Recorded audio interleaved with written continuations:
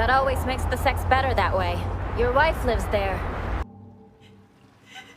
Anyway, you're so insensitive!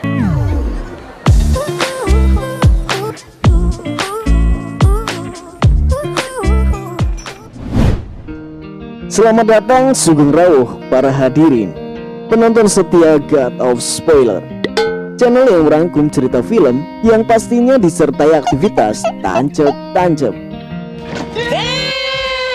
You like this, don't you? Di video pertama kali ini kami akan merangkum sebuah film yang sedang viral di Jepang. Bukan karena cerita, namun karena aktivitas tancep-tancep di dalamnya yang tidak tanggung-tanggung, yang berjudul Ride or Die, yang diperankan oleh Kiko Mizuhara dan Hona Ikoka.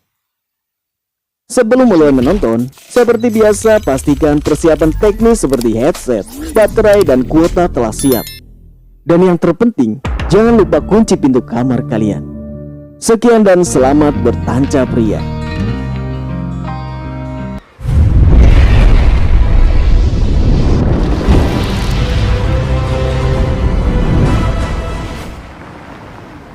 Film Ride or Die menceritakan tentang kehidupan percintaan lesbian yang diawali dengan seorang wanita yang sedang bertamasya ke sebuah taman jeduk-jeduk untuk mencari pade-pade kesepian yang bisa diajak bercocok tanam.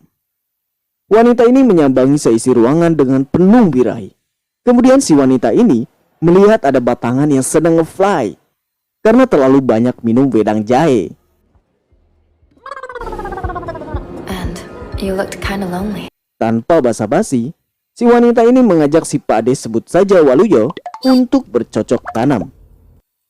Dia bilang, That always makes the sex better that way. Your wife lives there. bahwa dia akan lebih suka bercocok tanam di rumah si Waluyo. Karena dia lebih suka bercocok tanam di rumah yang dimana ada seorang istri di dalamnya. Katanya sih biar lebih semangat. Sesampainya di apartemen Waluyo, mereka segera menunaikan rencana untuk bercocok tanam.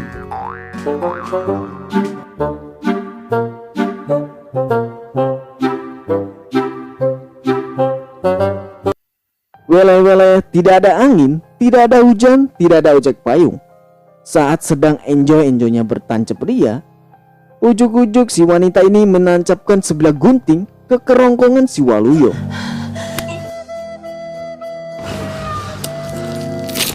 Sampai-sampai si Waluyo sakaratul maut dan akhirnya modiar. Diam! Diam! Lalu adegan beralih ke satu hari sebelumnya. Ternyata si wanita ini adalah seorang dokter di sebuah salon kecantikan operasi plastik di Jepang. Setelah pulang kerja, si wanita ini mampir ke toko kue untuk membeli kue ulang tahun. Diketahui saat membeli kue ulang tahun, nama wanita ini adalah Nagasawa. Kemudian saat Nagasawa pulang ke apartemen, ternyata ada wanita lain yang sedang menunggunya.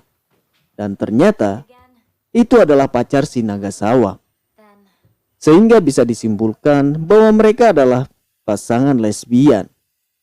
Dimohon para Batangers jangan berkecil hati ya. Bangsat kau. Banyak lonte-lonte. Lalu ada wadon lain yang menelpon si Nagasawa yang bernama Sujimura. Yang mana dari percakapannya, si Sujimura ini sepertinya adalah mantannya si Nagasawa yang mau ngajak ketemuan. Dan akhirnya Nagasawa mengiyakan. I'll do it. Kemudian Nagasawa datang ke apartemen si Sujimura.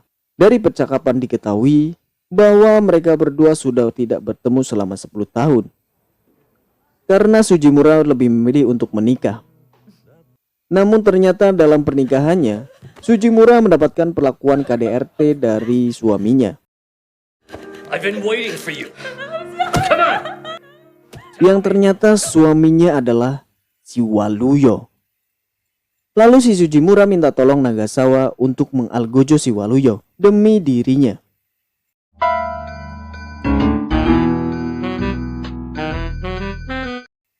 Menyesali perbuatannya, mereka memutuskan untuk kabur sambil menikmati sisa waktu berduaan sebelum mengakui perbuatannya ke polisi.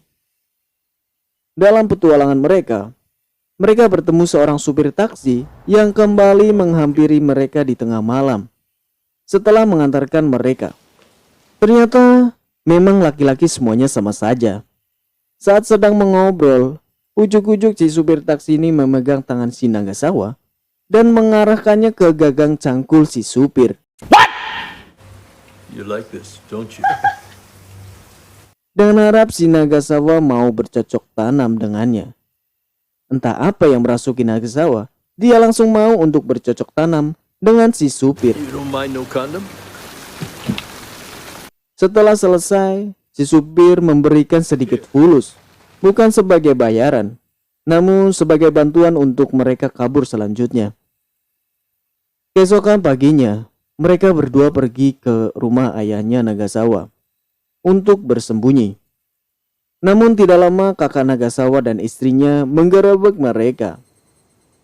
Kakak Nagasawa sangat menyayangkan perbuatan yang dilakukan adiknya.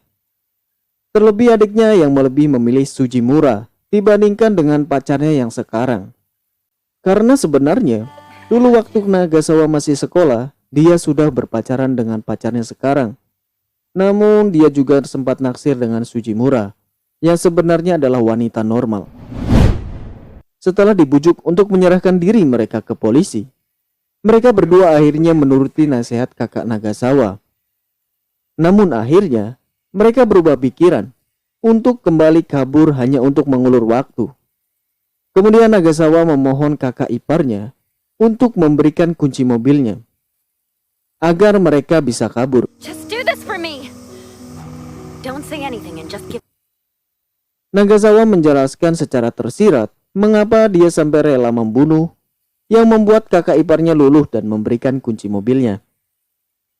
Tidak lama kakak Nagasawa datang, namun sudah tidak dapat lagi mengejar mereka berdua. Dan cukup kesal dengan istrinya karena membiarkan mereka berdua kabur, karena bisa saja mereka memutuskan untuk bunuh diri nantinya. Namun istrinya menjelaskan bahwa baik dia maupun suaminya tidak tahu alasan apa yang membuat seseorang rela membunuh. Karena dia sendiri mungkin akan membunuh jika itu demi suami dan anak-anaknya. Dan dari situ, si suami paham bahwa kita akan melakukan apapun demi orang yang kita cintai. Tolong! Setelah berjalan beberapa waktu, pada akhirnya polisi dapat menemukan dan menangkap mereka yang sedang mengisi bensin dan beristirahat di SPBU.